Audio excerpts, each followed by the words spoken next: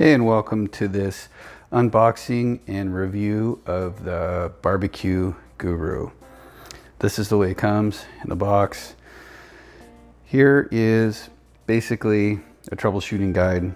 If you need anything, their contact information is there. It does come with a little recipe book. This is the parts guide. Here is another troubleshooting guide that'll actually walk you step by step. First piece we're looking at is the main unit. Right now you're looking at the bottom part, which is the fan. It has a flexible neck. The top part here that I'm about to show you is the digital thermostat. Little red light indicator that it's on. Starts flashing. You'll find out why it flashes later in the video. The on-off switch is on the bottom. Here is the part that hooks to your actual barbecue or smoker. Little plug to help put out the fire. When it's over, make sure that this piece is actually cooled off before you put that in. It is a rubber plug.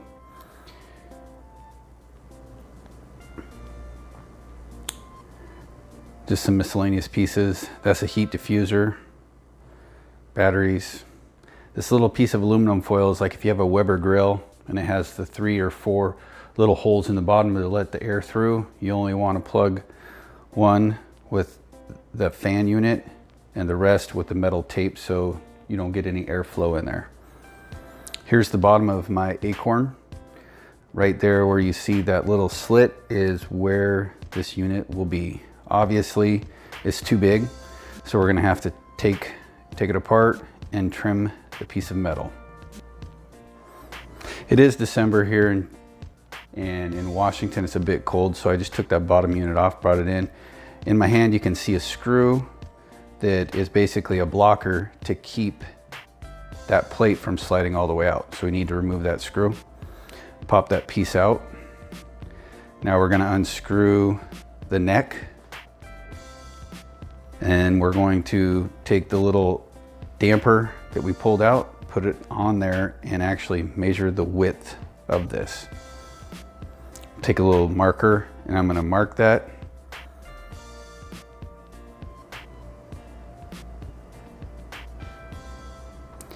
I'm going to take a right angle, whatever you have, use that to make a nice straight line. You want to make it as straight as possible when you make this cut. I have some tin snips. It's going to help me cut through this. If you have a grinder, whatever it is very light aluminum or steel. So you have to be careful if you're using a grinder, you don't take too much off. So I'm going to go ahead and cut on the line. So when I trim this, I'm going to trim it right on the line, and then I'll make adjustments after that. You take too much off, you're in trouble. You don't have a whole lot of tape to block any air leaks, so you have to be careful with that too. Here I'm just kind of sizing it up. I'm going to test fit it here in a second. Okay, it's obviously a little big, too snug. Take it out. I did try to use some sandpaper here and that was a fail. So this piece of metal, this steel's pretty rigid. So here in a second I gave up, and I'm going to go ahead and grab the tin snips and just slowly start trimming small pieces off. All right, after making a few more snip adjustments, trimming adjustments, I got it to slide in a little bit easier. I'm going to go ahead and take the original diffuser and help push that metal piece into place. It should slide all the way around, and there is a metal stopper that stops that diffuser from sliding all the way through. I have this super tight. As you can see, I'm kind of hammering it in there with the diffuser to make it slide all the way over.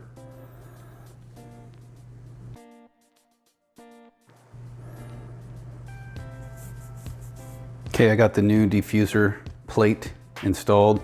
The original one I stuck back on. It does have a little bit of play, so when I go to grill hamburgers and hot dogs, I can open it up, get that flame and temperature up.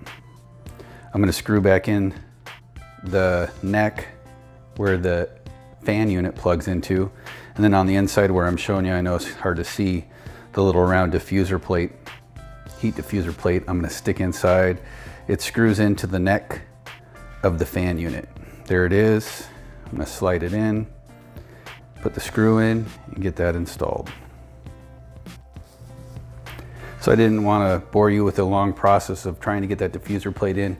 It's kind of hard to reach, so I cut out about 10 minutes of the video. This is where it took the longest to get this thing finished, was just this part right here. The screw set at a different angle, and a screwdriver is hard to get in there, so I just basically had to use a little Phillips head bit.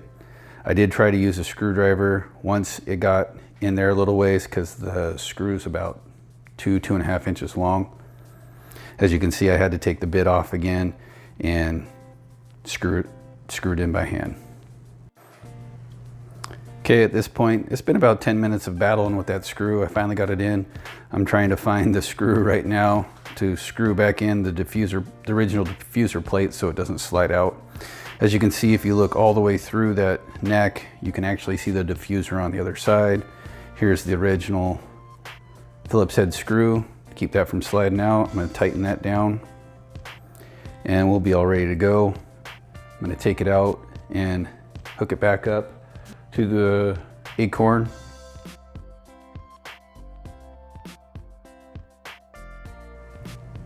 All right, so we're going to go ahead and test this out. I'm going to use the chimney stack here. I already threw in the lump charcoal. I use the hardwood lump charcoal just because it burns hotter and longer. And instead of using paper or any chemicals to get this lit, I like just to use this little propane torch here, and each one of the little holes just kind of go through and get that lit. To me, it's a lot faster process. As you can see, smoke's already coming out of the top of that stack. I went ahead and pulled the plug out, just making sure, double checking that everything is working properly. The fitment's good. Everything's sliding smoothly. The next thing we're going to do here is we're going to hook up the unit.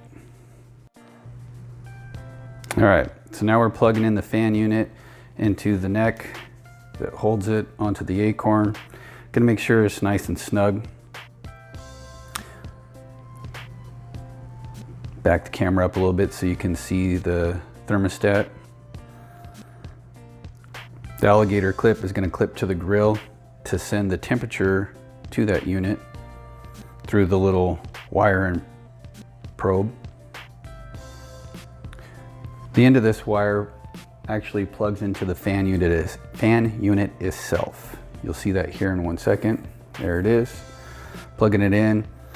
It's an extra long wire, so I'm going to wrap it around the tray on the side of my acorn, and then I'm going to clip it onto the grill. Going to flip it on real quick, make sure that batteries are working. As you can see, it's right about 54 degrees outside. There it is, clipping to the grill. Wherever you're going to place your food is where you want to actually put that alligator clip. I'm going to do a beer can chicken here in a second to test it out. And actually, instead of beer, I'm going to use Dr. Pepper.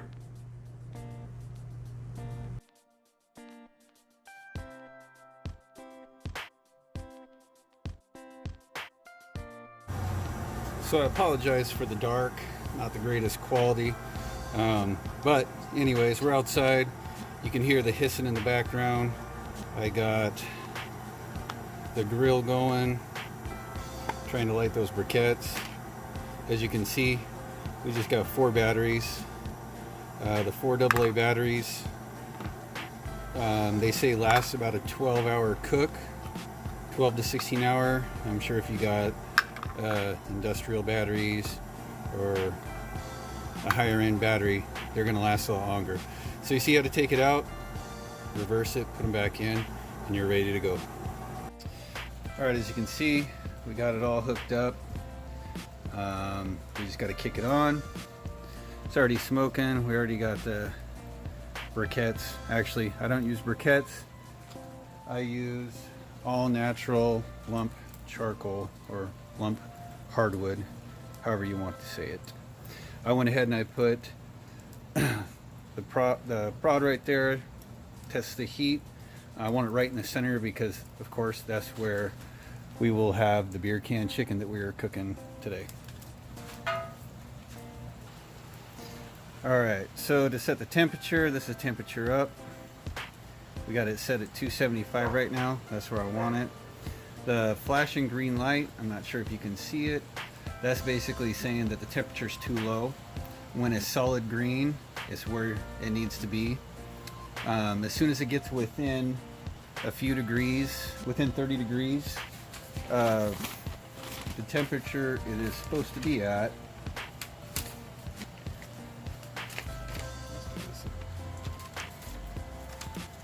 Alright, so blinking red.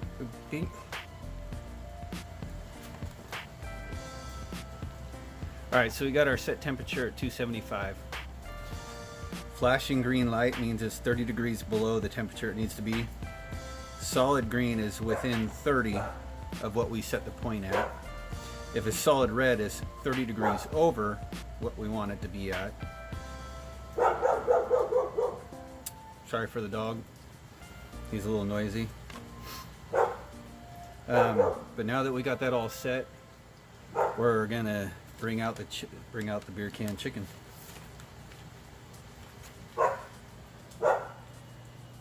Look at all that good smoke.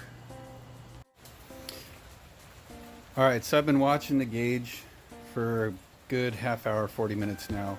We're going to go ahead and probe the chicken, see what the temperature is on it. As you can see, the red light's flashing down there, meaning that it's 30 degrees over what temperature we would like it to be, which I had it set at 275 for a longer smoke. I'm going to go ahead and pan up. You see right there, I virtually have that vent stack almost completely closed. I mean, we got maybe a 1/4 of an inch gap in there, and it's still going a little hot. Now we're at 320. As soon as I open this, temperature will drop. If it drops too much, I don't know if you'll hear the fan. The fan's really quiet, which I think is really cool. You can probably hear the raindrops. They're louder than the fan. Well, that's the state of Washington for you. All right, here we go. I'm gonna go ahead and pop it open, check it out. Surprisingly, these gauges that are on most smokers or barbecues are completely off. The temperature gauge is usually not even close, but surprisingly, this one by Char Griller, the Acorn, it's right where it should be. My digital gauge says 320 at the grill, and this is, you know, a good 8 inches off, and it's connected to that, and it's reading right around 350, so that's not too bad. All right, let's go ahead and open it. Chicken is looking amazing. Go ahead, poke the chicken titty. Well, I don't know if you can say chicken titty. I said it, sorry. Hope I didn't offend anybody. We're at 138 degrees, not too bad. You want it right around 165 and it'll be done. Nice and juicy. You can see the juices squirting out of it still. I think I'm going to go ahead and baste this with some sauce and cover this thing back up. We'll check on it here in another 15-20 minutes.